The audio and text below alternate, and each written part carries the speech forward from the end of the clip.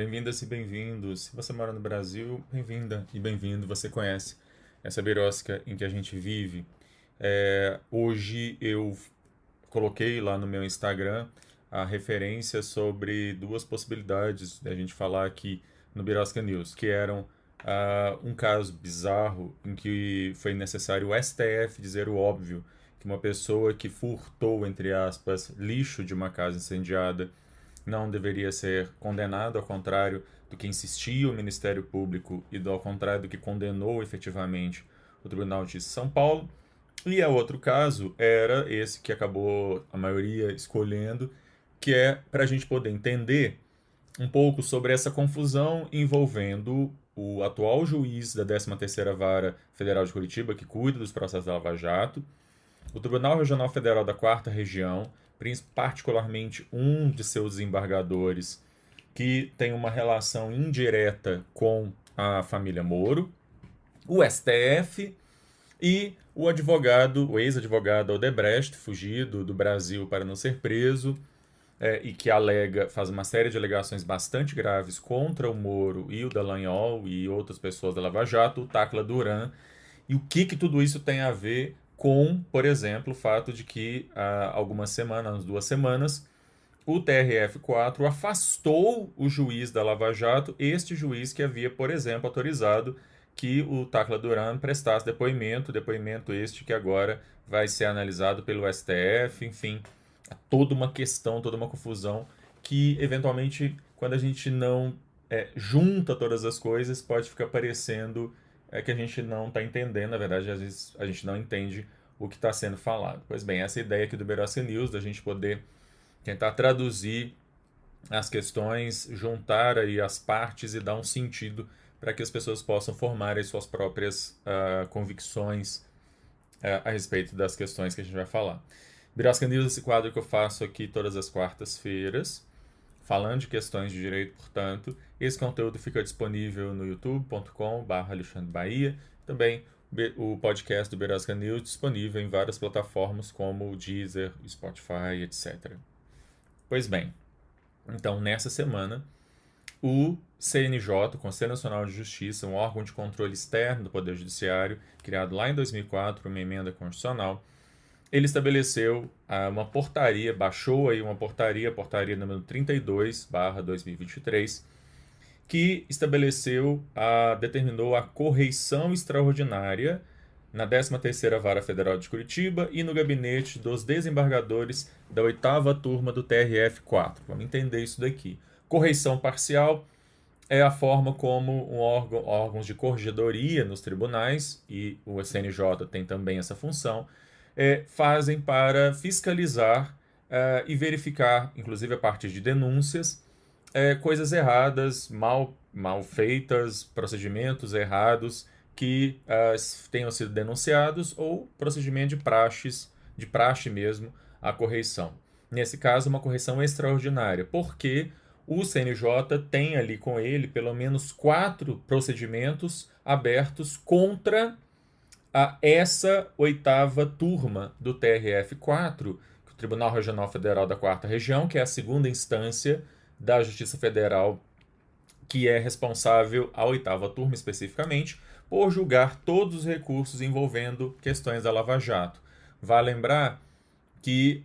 depois que o Moro largou a magistratura, outros juízes foram nomeados para comandar a 13ª Vara, e inclusive os processos do TRF, e atualmente, desde fevereiro desse ano, quem está à frente lá é o Apio, um juiz federal que vem revisando algumas coisas a partir das decisões do STF que anularam condenações, que visualizaram irregularidades, abusos, ilegalidades cometidas ali durante o tempo do Moro e do Dallagnol. O juiz, então, seguindo aquilo que o STF decidiu, começou a fazer algumas revisões, e é essa questão que não vem agradando os membros do TRF4, nem o próprio Moro e nem o Dallagnol. Vamos lá, então a história é longa, eu fiz aqui um resuminho para não esquecer de nenhum detalhe. Existe uma disputa entre o juiz Eduardo Apio e especificamente o desembargador Marcelo Malucelli, porque o Appio, atual juiz da Lava Jato, ele autorizou o depoimento, determinou o depoimento do ex-advogado Odebrecht, o Tacla Duran. O Tacla Duran era o advogado Odebrecht acusado de ser o operador ali da propina envolvendo a Odebrecht e a Petrobras. E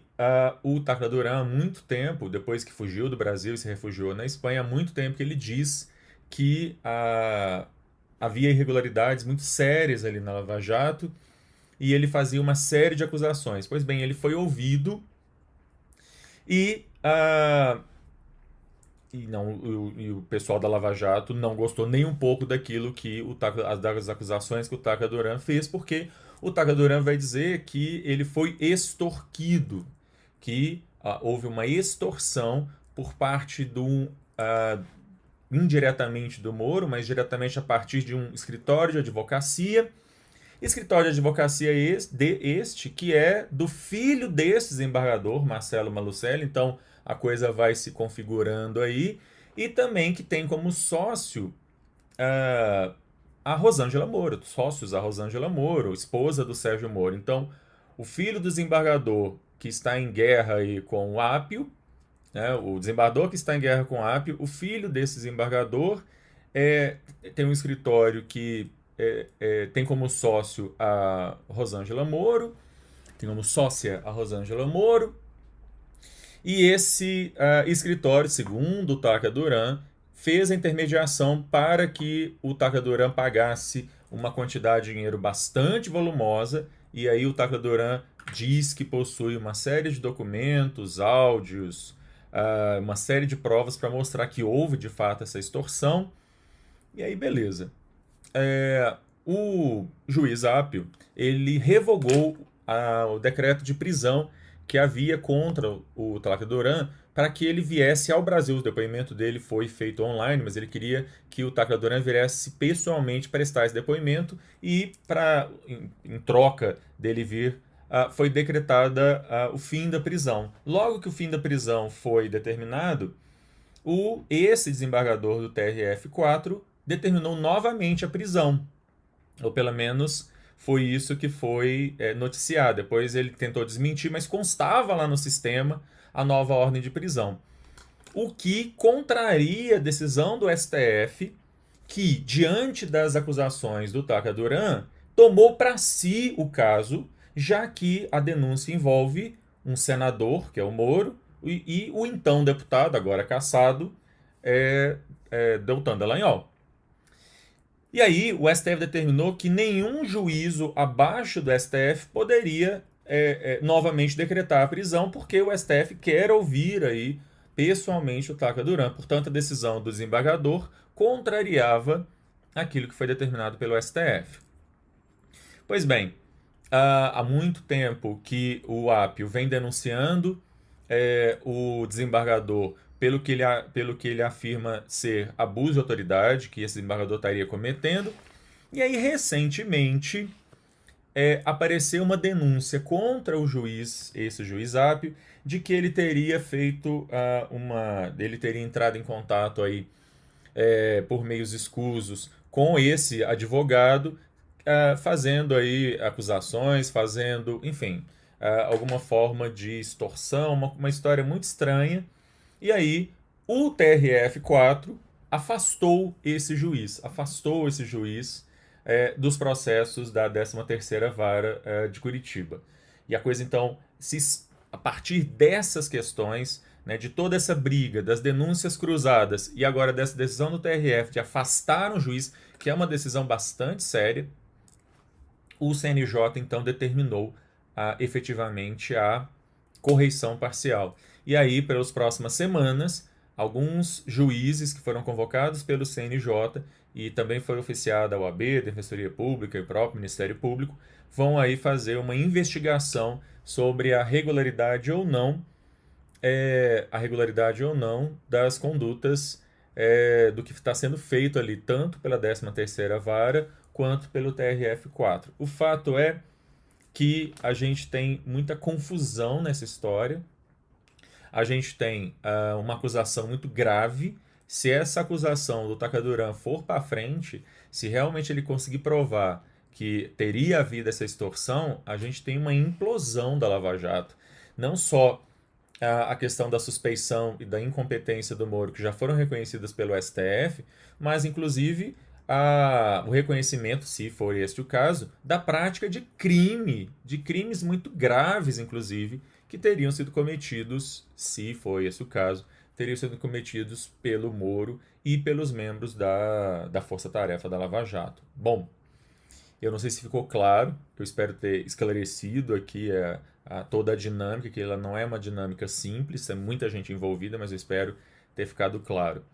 Eu vou ficando por aqui,